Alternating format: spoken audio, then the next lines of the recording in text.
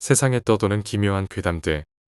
첫 번째 이야기. 호남선 공사 알바를 할 때 실제로 겪었던 실화괴담.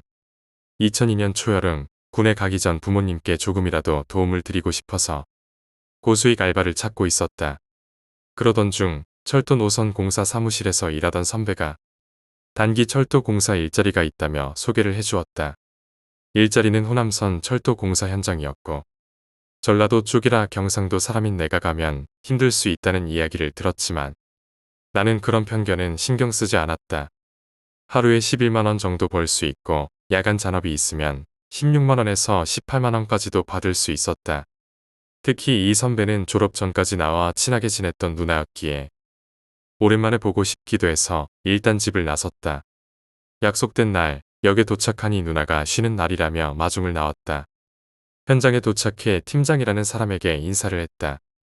팀장이 누나에게 관심이 있는지 누나는 나를 후배라며 잘 부탁드린다고 하면서 팀장에게 웃음을 건넸다.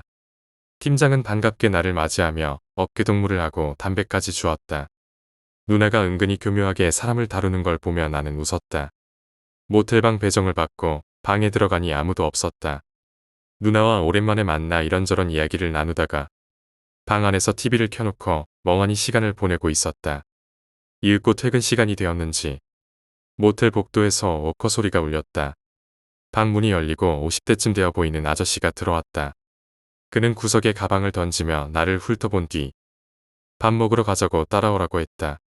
나는 아저씨가 날 신경 쓰지 않는 것 같아 그냥 혼자 밥 먹겠다고 했지만 아저씨는 같이 가자며 끝까지 나를 데리고 갔다. 모텔 앞 식당에서 구석자리에 앉은 뒤 밥을 먹으면서 대화를 나누었다. 밥을 다 먹고 나와 담배를 피우고 있을 때 아저씨가 나에게 대뜸 물었다.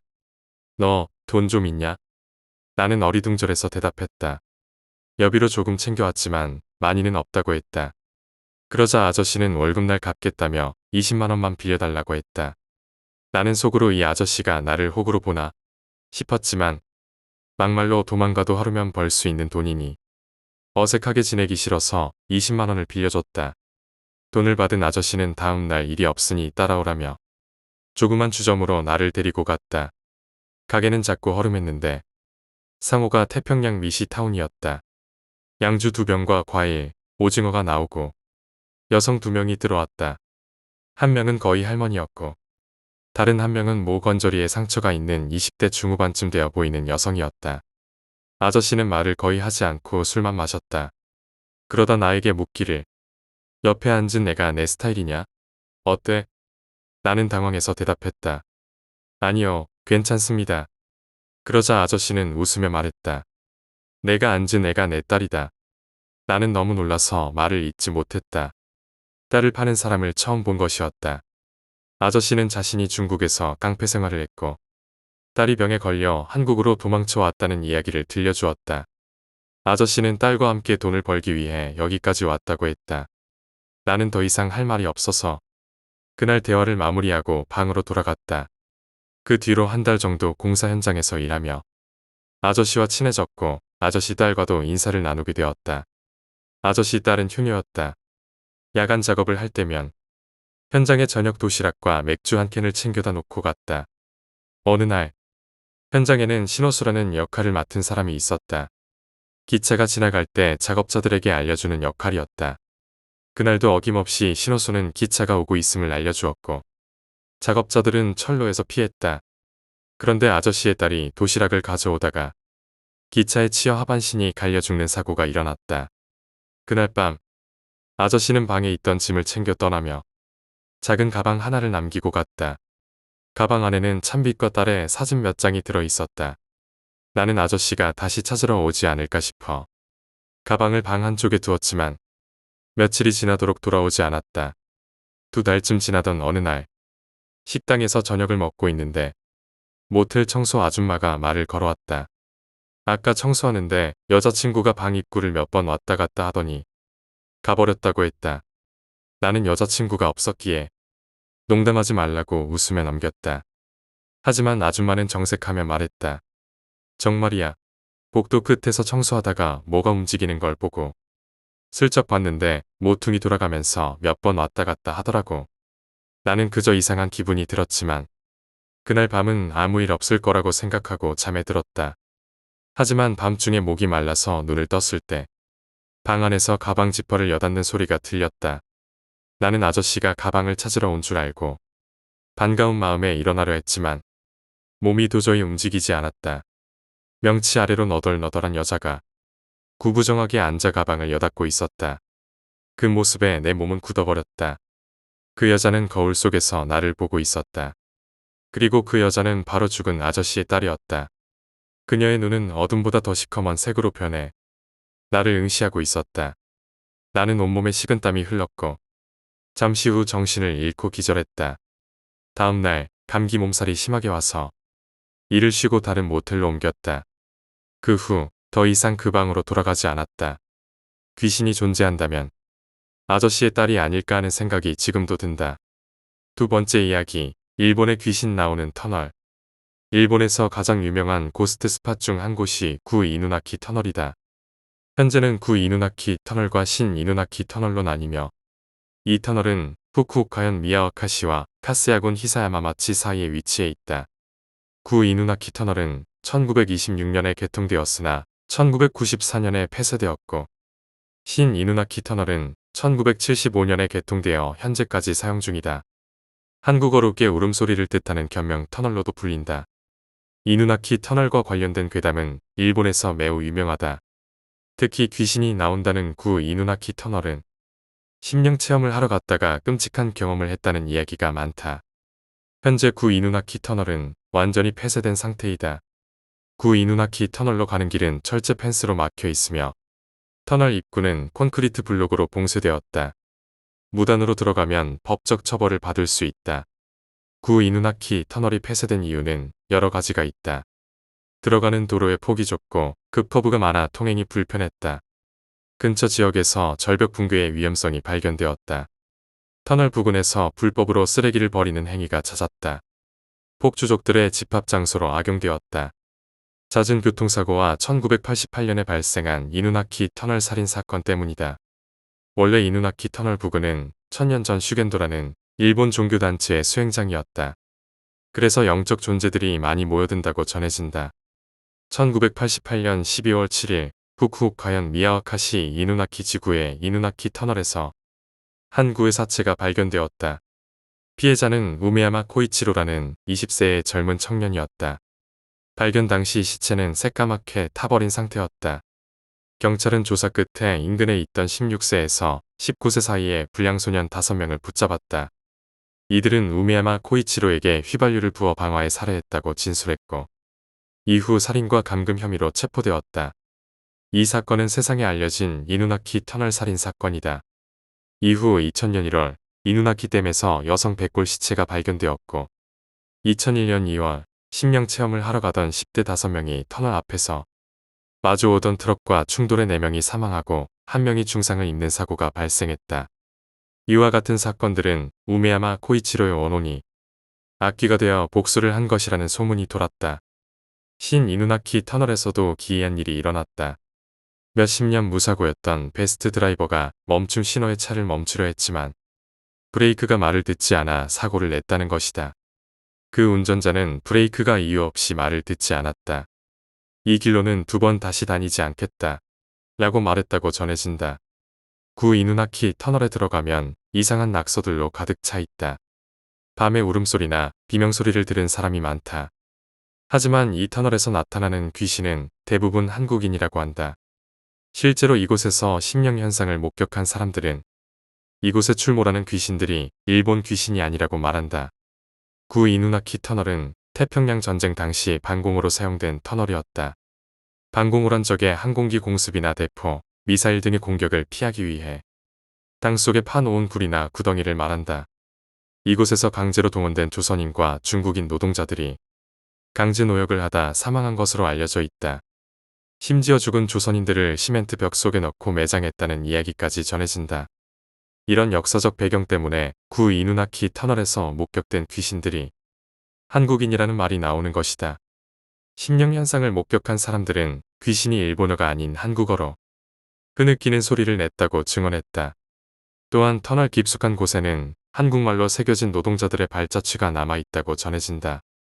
1980년대 후반 터널 안 깊숙한 곳에서 나타난 한 여자 귀신은 기모노가 아닌 하얀 조선 한복을 입고 있었다고 한다. 낮에도 밤에도 누군가가 알 수 없는 언어로 터널 중간의 깜깜한 곳에서 계속 중얼거리는 소리가 들린다고 한다. 터널 주위에 사는 주민들 또한 조선 노동자들이 억울하게 폭사당하는 악몽을 자주 꾼다고 한다. 세 번째 이야기, 엄마의 사랑. 나는 취업을 준비하기 위해 조용한 변두리로 내려갔다. 하지만 지금 취업난으로 인해 직장을 구하기란 하늘의 별 따기였다. 3년 전 엄마의 갑작스러운 병원으로 인한 죽음은 내 인생의 큰 상실이자 위기였다.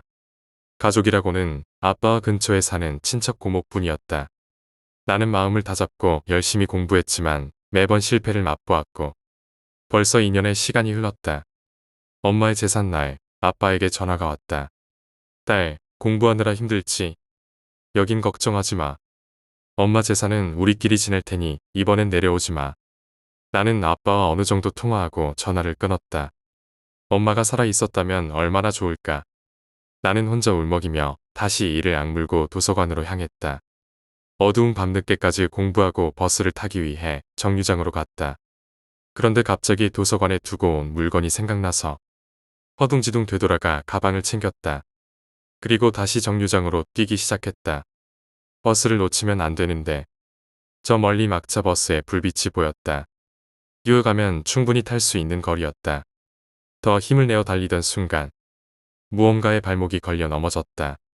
나는 넘어졌지만 마지막 버스를 놓치지 않기 위해 아픈 것도 있고 다시 뛰었다.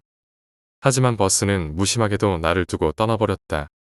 돌아보니 나뭇가지나 돌도 없었는데 잘 생각해보니 걸려 넘어진 느낌보다는 따스한 무언가가 발목을 스친 기분이었다. 마지막 버스를 놓친 나는 망연자실하며 자취방까지 1시간 넘게 걸어가야 했다.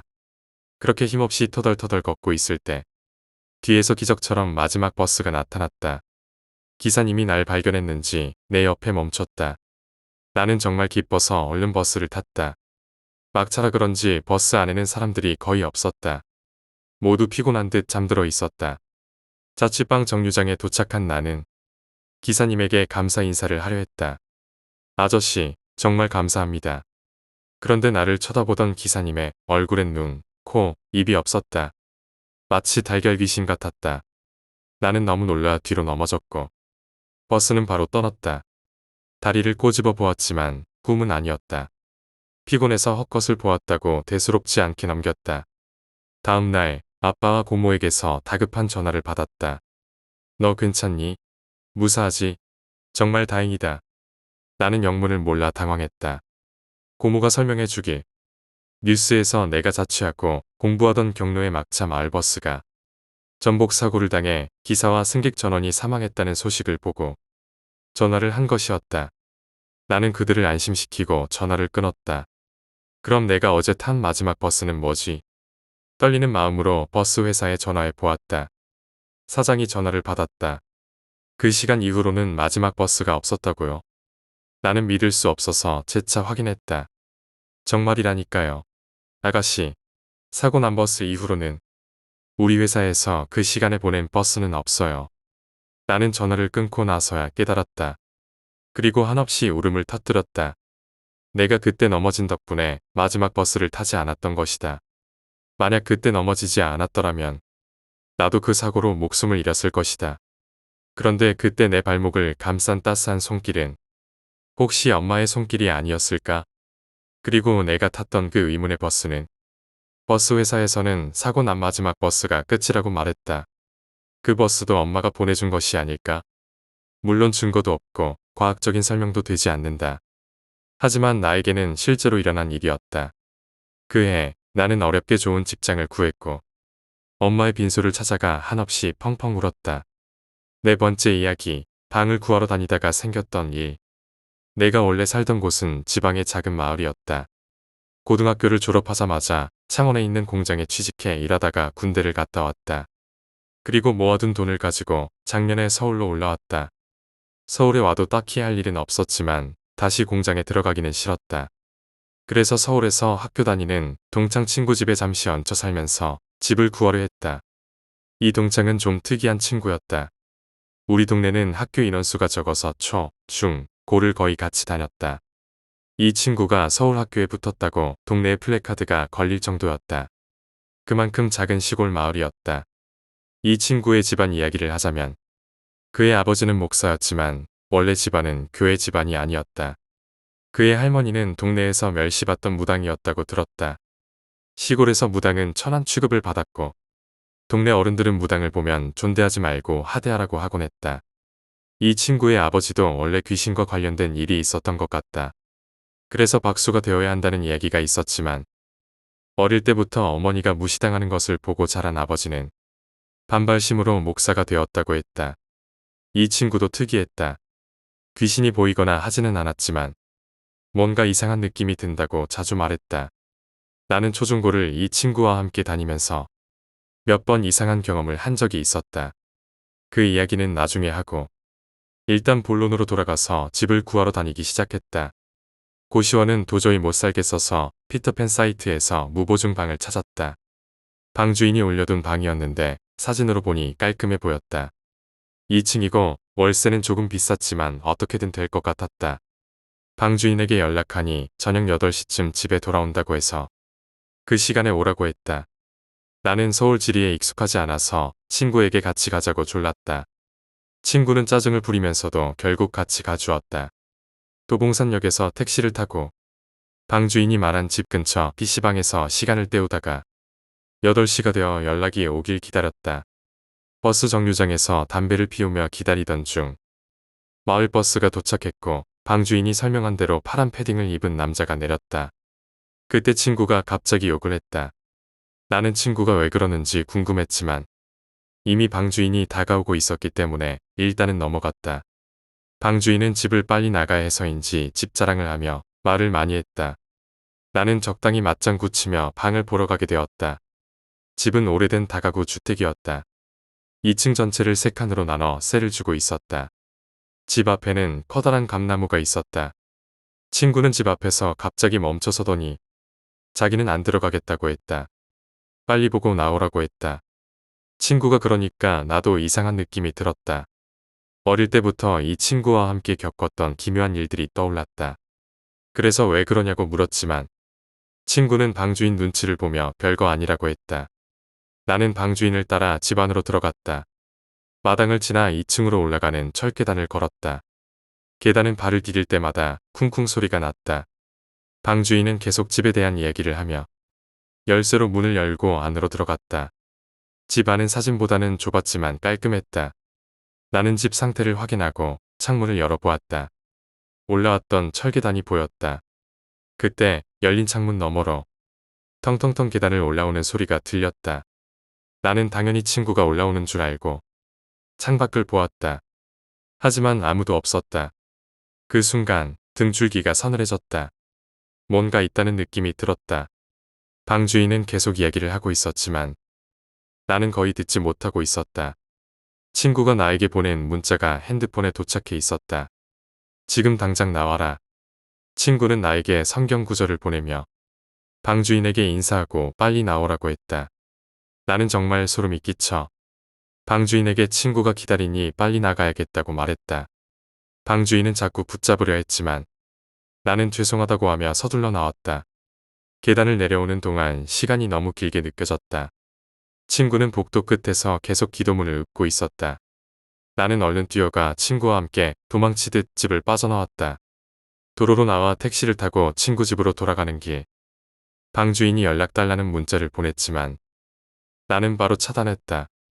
택시에서 친구는 계속 기도만 했다. 집에 도착해서야 친구에게 물었다. 대체 왜 그랬어? 친구는 방 주인이 버스에서 내릴 때 버스 안에 시커먼 남자가 웃으면서 방 주인을 보고 있었다고 했다. 그 남자는 우리가 집까지 가는 동안 계속 따라왔지만 우리가 눈치채면 우리를 쫓아올 것 같아 자연스럽게 행동했다고 했다. 그 일 이후로 나는 혼자서 집을 구하러 다니지 못했고 친구를 데리고 다니며 고기를 사주었다. 5번째 이야기, 사무실에서의 야근. 작년 여름 사무실에서 기묘한 일을 겪었다. 나와 나이 지긋한 선배님은 한창 일에 열중하고 있었다. 사무실은 A 동네에 위치한 신축 건물이었고 저렴하게 임대해 사용 중이었다. 그때 함께 일하던 선배님은 집이 부천이라 일이 늦어지면 가끔 사무실에서 주무시곤 했다. 어느 날 선배님이 뜬금없이 물었다. 너 혹시 여직원 뽑는다고 광고 냈냐? 나는 당황하며 대답했다. 제가 무슨 돈이 있다고 그런 일을 하겠습니까? 그런 일 없습니다. 그러자 선배님은 이상한 이야기를 해주셨다. 어제 밤샘 작업을 마치고 자는데 갑자기 어떤 여자가 나를 깨우더라. 선배님은 처음엔 혹시 면접 보러 온 아가씨인가 하고 생각했지만 이상하게도 깊이 잠들 때만 그 여자가 나타나서 깨웠다는 것이었다. 가위에 눌린 것도 아니고 꿈도 아니었다. 분명 어깨를 툭툭 치며 일어나세요라고 말하는 가냘픈 목소리와 누군가가 건드리는 느낌이 있었다고 했다. 선배님은 면접 보러 온 아가씨가 새벽에 올 리가 없지 하고 대수롭지 않게 넘겼다. 그분은 40대였고 성격이 매우 강직한 분이라 귀신이나 가위 같은 것은 신체가 허약한 사람들이 겪는 헛것이라며 믿지 않는 타입이었다. 그래서 그런 선배님이 이런 이야기를 하니 섬뜩하지 않을 수가 없었다. 며칠 후 아침에 출근했을 때 밤샘 작업 후 사무실에서 주무신다는 선배님이 보이지 않았다. 며칠 전 이야기 때문에 불안해졌지만 거래처와 약속이 있어서 지하주차장으로 향했다. 그곳에서 선배님이 자신의 차 안에서 주무시고 계신 것을 발견했다. 선배님, 왜 차에서 주무시는 거예요? 그러나 선배님은 이유를 말해주지 않고 대충 얼버무렸다. 이후 며칠 동안 선배님은 계속 차에서 주무셨고 내가 퇴근할 때면 서둘러 나를 따라 나왔다. 이유를 몰라 궁금했지만 선배님은 말해주지 않았다. 그 후 선배님의 형수님 생일날이 되어서야 그 이유를 알게 되었다. 선배님의 말에 따르면 그 여자가 계속 나타났다고 했다. 처음엔 몰랐지만 사무실에서 자려고 소파에 누우면 누군가가 바로 옆이나 발밑에서 왔다 갔다 했고 잠이 들면 어김없이 그 여자가 나타나서 깨웠다고 했다. 나는 그동안 왜 말하지 않았냐며 화를 냈지만 선배님은 너 첫 사무실이잖아. 재수없는 소리 하면 너도 불안해할 것 같아서 참았다. 선배님은 사무실을 빨리 뺀 게 잘한 일이라며 더 큰일이 날 뻔했다고 말씀하셨다. 시간이 지날수록 그 여자 귀신이 점점 영악해졌다고 했다. 아침에 사무실에 올라와 보면 소파에 잘 개어놓은 이불이 펼쳐져 있거나 커피포트에 물이 몽땅 없어져 있기도 했다. 그러나 선배님이 가장 놀랐던 것은 새벽에 일을 하던 중 귓가에 사람이 소곤대는 소리가 들렸다는 것이다. 마치 누군가가 바로 옆에서 말을 하는 것처럼 느껴졌다고 했다. 물론 그때 사무실에는 아무도 없었다. 선배님이 나를 생각해 참았다는 것이 고맙기도 하고 미안하기도 했다. 마지막으로 선배님에게 그럼 차라리 우리 집에서 주무시지 왜 차에서 주무셨냐고 물어보았다. 그러자 선배님은 자식, 남자 체면이 있지. 귀신에 쫓겨서 내 집에 가서 잔다고. 그건 아니지. 웃으며 대답하셨다. 지금 생각해보면 그때 일은 어쩌면 착각이었을 수도 있다. 하지만 아직도 가끔 밤샘 작업을 할 때면 그 선배님이 떠오른다. 6번째 이야기, 분신사바. 내가 고등학교 1학년 때의 일이다. 우리 학교는 전교생이 기숙사 생활을 해야 했다. 자율학습도 강제였고 그 시간 동안 모두가 공부에 매진해야 했다. 어느 날 친해진 친구들과 함께 자율학습을 재기로 했다. 학교가 산골짜기에 있어서 자율학습을 쨘다고 해도 갈 곳이 없었다. 결국 우리는 기숙사에 몰래 숨어들었다. 불을 켜지 못한 채 방 안에서 무엇을 할지 고민했다. 그러다 누군가가 분신사바를 하자고 제안했다. 그 제안을 한 친구의 목소리에는 약간의 흥분과 긴장감이 묻어 있었다. 우리 중에서 기가 셀 것 같다고 생각된 나와 친구 A가 펜을 잡았다. 방 안에는 어둠이 가득했고 우리는 창밖에서 들어오는 가로등 불빛을 의지해 분신사바를 시작했다.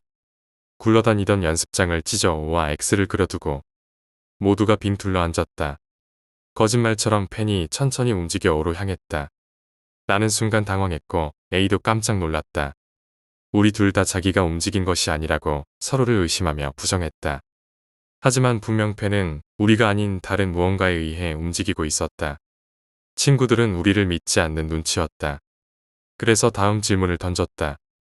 남자면 O, 여자면 X로 가주세요. 펜은 다시 O를 가리켰다. 그때부터 모두의 얼굴에 소름이 돋기 시작했다. 어이없는 웃음이 터지기도 했지만 그 순간 방 안은 한층 더 긴장감이 돌았다.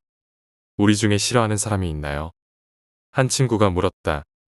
펜은 천천히 움직여 비가 있는 방향으로 향했다. 이번엔 친구들이 나와 A를 믿을 수 없다며 수건으로 우리의 눈을 가리기로 했다. 눈을 가린 상태에서 자리를 바꾸고 다시 질문을 던졌다. 싫어하는 사람이 누군가요? 펜은 다시 움직였고 방 안에는 비명을 삼키는 소리가 들렸다. 눈을 가린 상태에서도 펜은 비를 가리켰다. 모두가 숨을 죽인 채 상황을 지켜봤다. 비는 울먹이며 한 번 더 자리를 바꾸자고 했고 결과는 또 같았다. 펜은 계속해서 비를 가리켰다. 분위기를 바꿔보려고 또 다른 질문을 던졌다. 지금 어디에 계시나요? 이번에는 펜이 내 쪽을 향해 움직였다. 나는 차마 다음 질문을 던질 수 없었고 너무 무서워서 그만하자고 말했다. 모두가 동의했고 대충 마무리 인사를 하고 분신사바를 끝냈다. 그날 밤은 우리의 첫 번째이자 마지막 분신사바 놀이였다. 이후로도 그날 밤에 있었던 다른 질문들이 있었을 텐데 기억이 나지 않았다. 다만 기억나는 건 그 일이 있고 난 뒤 비는 1학년이 끝나기 전에 친구들과의 사이가 나빠져 결국 자퇴했다는 것이다. 그때 펜을 움직인 건 과연 A였을까? 아니면 다른 무언가가 펜을 움직였던 걸까? 7번째 이야기, 야구선수에게 귀신 붙은 인형이 따라다녔다. 야마구치는 일본의 고교부 야구선수였다. 유망주였기에 감독과 구단의 신임을 한 몸에 받고 있었다. 야마구치는 학교 기숙사에서 동료들과 수업을 들으며 야구 연습에 매진했다. 야마구치는 6살쯤 되어 보이는 귀여운 딸아이를 안고 있는 조선인 수희 아저씨에게 인사했다. 일본이 조선을 식민지로 지배하였지만 그 수희 아저씨는 학생들에게 인기가 많았다. 대회를 며칠 앞둔 어느 날 야마구치는 저녁 늦게까지 혼자 야구 연습을 하고 있었다. 이 대회에서 우승한다면 내 인생은 창창할 거야. 야마구치는 배트를 휘두르며 열심히 타구 연습을 했다. 배트에 무언가가 부딪히는 둔탁한 소리가 났다. 야마구치는 주위를 둘러보다가 당황했다. 발 옆에는 수희 아저씨의 딸이 피를 흘리며 쓰러져 있었다. 그녀의 옆에는 인형이 있었다. 아마 인형을 가지고 놀다가 야마구치에게 말을 걸려고 다가왔던 것 같았다. 야마구치는 급히 소녀의 가슴에 귀를 대 보았으나 숨이 느껴지지 않았다. 그의 마음속에서 천사와 악마가 싸우기 시작했다. 지금이라도 빨리 신고해서 병원에 데려가. 살릴 수 있어. 아니야, 이미 죽었어. 그리고 너 말고는 본 사람이 없어. 게다가 조선인 아이야. 야마구치는 머리를 쥐어뜯으며 고민했다. 그러나 결국 결심을 내렸다.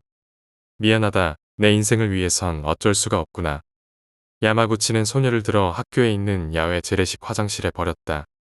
경찰이 조사를 하더라도 재래식 화장실을 수색할 일은 거의 없을 것이고 설령 발견되더라도 어린아이가 실수로 빠졌다고 결론을 내릴 거라고 생각했다.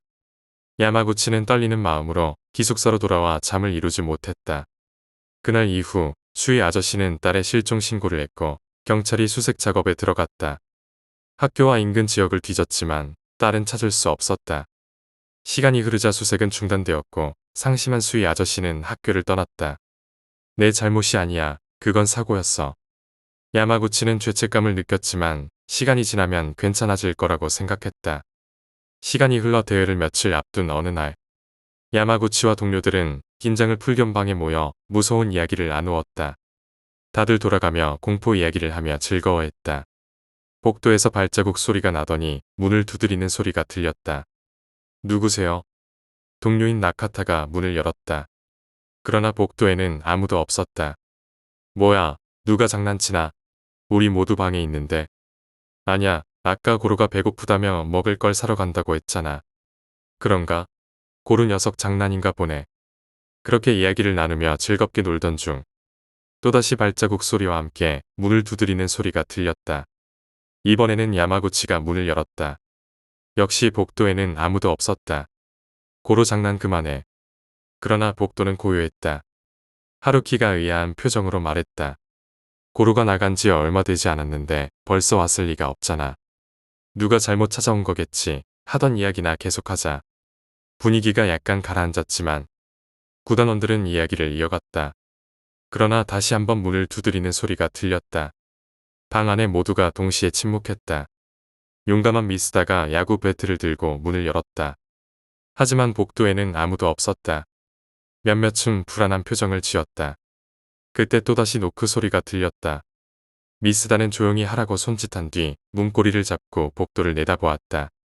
아무것도 보이지 않았다.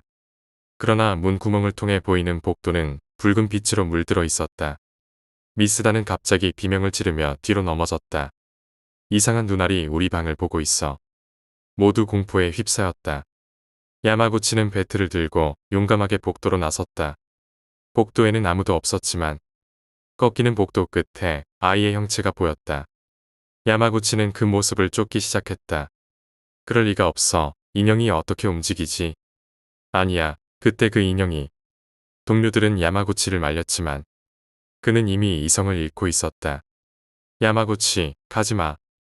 나카타가 울부짖었다. 야마구치는 헉헉대며 인형을 쫓았다. 결국 인형이 멈춘 곳은 재래식 화장실이었다. 그 화장실은 야마구치가 소녀를 버렸던 바로 그곳이었다. 인형은 화장실 안에 그림자 옆에 멈춰섰다. 야마구치는 전율했다. 달빛에 비친 그림자의 주인은 조선인 소녀였다. 소녀는 야마구치를 향해 슬프고 애원하는 눈빛을 보냈다. 그녀의 옷에는 화장실의 오물이 묻어 있었다. 그 높은 곳에 혼자 올라온 것일까? 아니야. 넌 이미 죽었어. 야마구치는 절규하며 밤하늘을 울렸다.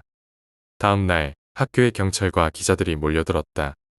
재래식 화장실 앞에서 수사반장 사이토는 고개를 저었다. 이상하군. 무슨 일이 있었던 걸까?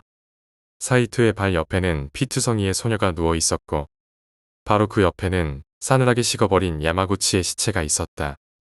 하루 전 사건 당일 밤 고로는 학교로 돌아오던 길에 야마구치가 무언가를 쫓고 있는 것을 보았다. 야마구치, 어디가? 그러나 야마구치는 듣지 못한 듯 무시했다. 고로는 걱정스러운 마음에 야마구치를 따라갔다. 그가 도착한 곳은 화장실이었다. 야마구치는 무언가를 향해 미친 듯이 배트를 휘두르고 있었다. 그의 얼굴에는 피가 튀어 있었고 공허한 눈빛으로 계속해서 무언가를 때리고 있었다. 고로는 혼잣말을 하며 그 광경에 넋이 나갔다. 간식 봉지를 떨어뜨리고 방으로 돌아와 몸을 떨었다. 그렇다. 소녀는 야마구치에게 반성과 정직한 삶을 살라는 마지막 기회를 주었으나 그는 그 기회를 저버리고 또다시 실수를 저지른 것이었다. 사건 현장으로 돌아와서 사이토는 몇 달 전 조선인의 딸이 실종되었다는 사건을 떠올렸다. 그는 부하에게 소녀의 시체를 신원 확인하라고 지시했다. 사이토는 야마구치가 화장실에서 우연히 소녀를 발견해 죽음을 맞았다고 추정했다. 논리적으로 말이 되지 않았지만 이 사건을 설명할 다른 방법은 없었다. 한편 인형은 어디에서도 발견되지 않았다. 8번째 이야기, 기묘한 밤의 전화. 이 이야기는 몇 년 전 내가 대학생일 때의 일이다. 자취방에서 혼자 공부하고 있던 늦은 밤이었다. 시계는 새벽 2시를 가리키고 있었고 나는 노트북 앞에 앉아 과제를 마무리하고 있었다. 조용한 밤 갑자기 전화가 울렸다. 번호는 낯선 번호였다. 보통 이런 시간에 걸려오는 전화는 받지 않지만 뭔가 불길한 느낌이 들어 전화를 받았다. 여보세요? 그러나 상대방은 아무 말도 하지 않았다. 나는 몇 번 더 여보세요를 외쳤지만 여전히 대답이 없었다. 그 순간 전화기 너머에서 기이한 숨소리가 들렸다. 마치 누군가 내 곁에서 숨을 쉬는 것처럼 가늘고 불규칙한 숨소리였다. 나는 소름이 돋아 전화기를 귀에서 떼었고 한참을 멍하니 전화 화면을 쳐다보았다. 곧바로 전화를 끊고 다시 책상에 앉았다. 하지만 전화기 너머에서 들렸던 그 기묘한 숨소리가 머릿속에서 떠나지 않았다. 나는 불안감에 휩싸였고 그 후로 과제에 집중할 수 없었다. 시간이 조금 더 지나 나는 책상에 엎드려 잠깐 눈을 붙이려고 했다. 그런데 그 순간 다시 전화벨이 울렸다. 이번에도 같은 번호였다. 나는 망설이다가 전화를 받았다. 여보세요? 이번에도 아무 대답이 없었다. 대신 이번엔 아주 낮고 거친 목소리로 누군가가 중얼거리는 소리가 들렸다. 정확히 알아들을 수는 없었지만 분명히 무언가를 말하고 있었다. 나는 너무 무서워서 바로 전화를 끊었다. 그리고 곧바로 번호를 차단했다. 그러나 여전히 마음은 불안했다. 그날 밤 나는 불을 켜놓고 잠들 수밖에 없었다. 다음 날 아침, 나는 학교에 도착해서 친구에게 어젯밤의 일을 얘기했다. 친구는 그저 장난 전화였겠지 하고 대수롭지 않게 넘겼지만 나는 여전히 찜찜한 기분이 들었다. 며칠 후, 나는 학교 도서관에서 공부를 마치고 자취방으로 돌아오는 길이었다. 그때 갑자기 핸드폰이 울렸다. 이번에도 낯선 번호였다. 나는 손이 떨리기 시작했고 당장 전화를 받을 수 없었다. 결국 무시하고 전화를 끊었다. 그러나 이후로도 몇 번이나 그 번호로부터 전화가 왔다. 나는 더 이상 그 번호를 받지 않았고 결국 핸드폰을 끄고 말았다. 시간이 지나면서 그 번호로부터의 전화는 끊겼지만 나는 그 일이 일어났던 밤을 결코 잊을 수 없었다. 지금도 가끔씩 그때의 일이 떠오르면 나도 모르게 소름이 돋곤 한다. 그 전화가 무엇이었는지, 장난 전화였는지 아니면 정말로 무언가가 나를 부르고 있었는지 나는 끝내 알 수 없었다. 9번째 이야기, 사라진 이웃의 비밀. 내가 어릴 적 살던 동네는 작은 시골 마을이었다. 마을은 조용하고 평화로웠지만 마을 사람들 사이에는 무언가 꺼림칙한 소문이 떠돌곤 했다. 그중 가장 유명한 이야기는 우리 이웃집 할아버지에 관한 것이었다. 그 할아버지는 혼자 살고 있었고 마을 사람들과는 거의 교류가 없었다. 항상 늦은 밤에만 집을 나와 집 근처에서 뭔가를 하고 돌아가는 모습이 종종 목격되었다. 마을 아이들은 그 할아버지를 무서워했다. 사람들 사이에서는 할아버지가 밤마다 기이한 의식을 치른다는 소문이 돌았기 때문이다. 그러던 어느 날, 그 할아버지가 갑자기 사라졌다. 할아버지를 본 사람이 없었고 그의 집에는 아무런 흔적도 남아있지 않았다. 마을 사람들은 처음에는 걱정했지만 시간이 지날수록 할아버지의 실종에 대해 잊어갔다. 하지만 나는 그 할아버지의 실종이 이상하다고 생각했고 혼자서 할아버지의 집을 탐색해 보기로 결심했다. 어느 날 나는 친구 2명과 함께 할아버지의 집으로 향했다. 집은 마을 끝자락에 있었고 주변은 음산한 분위기가 감돌았다. 우리는 집 문을 열어보려고 했지만 문은 굳게 잠겨 있었다. 하지만 창문 중 하나가 살짝 열려 있어 그 틈으로 집 안을 들여다볼 수 있었다. 집 안은 마치 누군가 갑자기 떠난 것처럼 어수선했다. 식탁 위에는 먼지가 쌓인 식기와 책상 위에는 낡은 책들이 흩어져 있었다. 하지만 가장 이상했던 것은 벽에 걸려있는 수많은 사진들이었다. 그 사진들은 마을 사람들의 사진이었고 심지어 우리 가족의 사진도 있었다.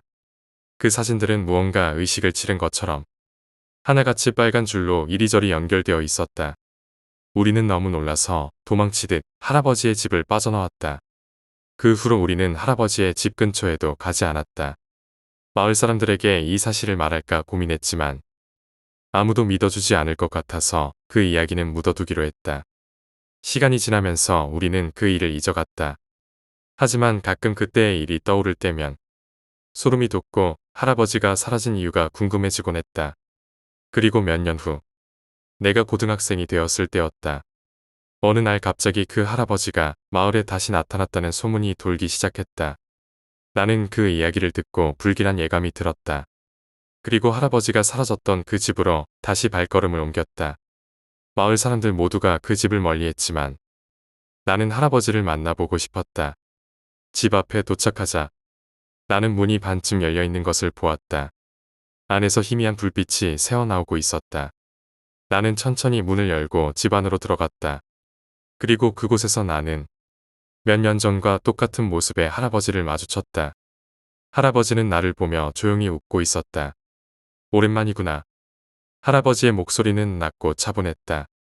나는 무슨 말을 해야 할지 몰랐지만 그 순간 할아버지의 눈빛에서 무언가가 느껴졌다. 왜 다시 오셨어요? 내가 물었다. 할아버지는 잠시 침묵하다가 대답했다. 나는 떠난 적이 없단다. 단지 다른 곳에 있었을 뿐이지. 그 말을 남긴 할아버지는 다시 집 안으로 들어갔고 나는 더 이상 말을 걸지 못했다. 그 후로도 할아버지는 마을에서 다시 모습을 보이지 않았다. 나는 그날의 만남이 꿈이었는지 현실이었는지 끝내 알 수 없었다. 하지만 한 가지 확실한 것은 그 할아버지의 집에 얽힌 비밀은 아직도 풀리지 않았다는 것이다. 10번째 이야기, 기차역에서의 마지막 승객. 대학 시절 방학을 맞아 친구와 함께 기차 여행을 떠난 적이 있었다. 우리는 여러 도시를 여행하다가 마지막 목적지인 작은 시골 마을에 도착했다. 그 마을은 평화롭고 고요했지만 기차역은 오래된 건물에 낡은 플랫폼이 있어 마치 시간이 멈춘 듯한 느낌을 주었다. 우리가 도착한 시간은 저녁 늦은 시간이었고 기차역은 거의 비어 있었다. 역무원도 보이지 않았고 가끔 들려오는 기차 소리만이 역의 고요함을 깨우는 듯했다. 우리는 역에서 마을까지 걸어가야 했지만 배가 고파서 잠시 역 안에서 간단한 간식을 먹으며 쉬기로 했다. 역 안에는 낡은 자판기와 몇 개의 벤치가 있었다. 자판기에서 음료수를 뽑아 마시며 벤치에 앉아 있었을 때 나는 갑자기 역구석에서 누군가의 시선을 느꼈다.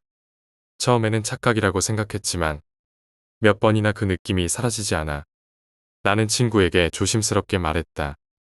저기, 저 구석에 누가 있는 것 같아. 친구는 의아한 표정으로 나를 쳐다보았다. 무슨 소리야? 아무도 없잖아. 나는 다시 그 구석을 쳐다보았다. 그리고 정말로 아무도 없다는 것을 확인했다. 하지만 여전히 그 시선이 느껴졌다. 우리는 그저 피곤해서 헛것을 보았다고 생각하고 간식을 다 먹고 나서 역을 떠나기로 했다. 그런데 플랫폼으로 나가려는 순간 역 구석에서 들려오는 작은 발소리에 두 사람 다 멈춰 섰다. 나는 친구에게 다시 말했다. 진짜 무언가 있어. 이 소리 들리지 않아? 친구는 불안한 표정으로 고개를 끄덕였다. 우리는 그 발소리를 따라 고개를 돌려봤다. 그리고 그곳에서 희미한 형체의 누군가가 플랫폼 쪽으로 걸어가고 있었다. 그 사람은 키가 크지도 작지도 않은 남자였다. 그는 고개를 푹 숙인 채 천천히 걸어가고 있었다. 우리는 서로 눈치를 보며 그 남자를 따라갔다. 남자는 플랫폼 끝에 서서 기차가 오는 방향을 바라보고 있었다. 우리는 뒤에서 그를 불렀다. 저기요, 괜찮으세요? 하지만 그는 아무런 반응도 보이지 않았다. 그저 조용히 서서 기차가 오는 방향만 바라보고 있었다. 나는 왠지 모르게 그 남자에게 다가가지 말아야겠다는 생각이 들었다. 그때 저 멀리서 기차에 불빛이 보였다. 남자는 여전히 움직이지 않았고 우리는 더 이상 가까이 갈 수 없었다. 기차는 플랫폼에 가까워졌고 남자는 그제야 천천히 몸을 돌려 기차를 향해 걸어갔다. 그런데 이상하게도 기차가 멈추지 않았다. 마치 이곳에 정차할 기차가 아닌 것처럼 그대로 지나쳤다. 그 순간 우리는 남자가 기차를 향해 걸어가는 것이 아니라 플랫폼 아래로 내려가고 있음을 깨달았다. 안 돼. 친구가 외쳤지만 이미 늦어버렸다. 남자는 기차가 지나가는 순간 플랫폼 아래로 사라져 버렸다. 우리는 멍하니 그 광경을 지켜보며 말을 잇지 못했다. 기차가 완전히 지나간 뒤 우리는 급히 플랫폼 아래를 확인했지만 그곳엔 아무도 없었다. 흔적조차 남아있지 않았다. 우리는 너무나도 충격을 받아 그 자리를 떠나지 못했다. 결국 역무원이 돌아와 우리를 보고 물었다. 왜 그러고 있어요? 무슨 일이라도 있었나요? 우리는 방금 있었던 일을 설명했지만 역무원은 고개를 갸웃거리며 말했다. 그 시간에 기차는 정차하지 않아요. 그리고 그쪽 플랫폼은 지금 사용하지 않는 곳인데요. 우리는 역무원의 말에 할 말을 잃었다. 도대체 우리가 본 것은 무엇이었을까? 그 남자는 어디로 사라진 걸까? 그날 이후로 우리는 그 역에 다시 가본 적이 없었다. 하지만 그 기차역에서의 마지막 승객, 그 남자의 모습은 지금도 내 머릿속에 생생히 남아있다.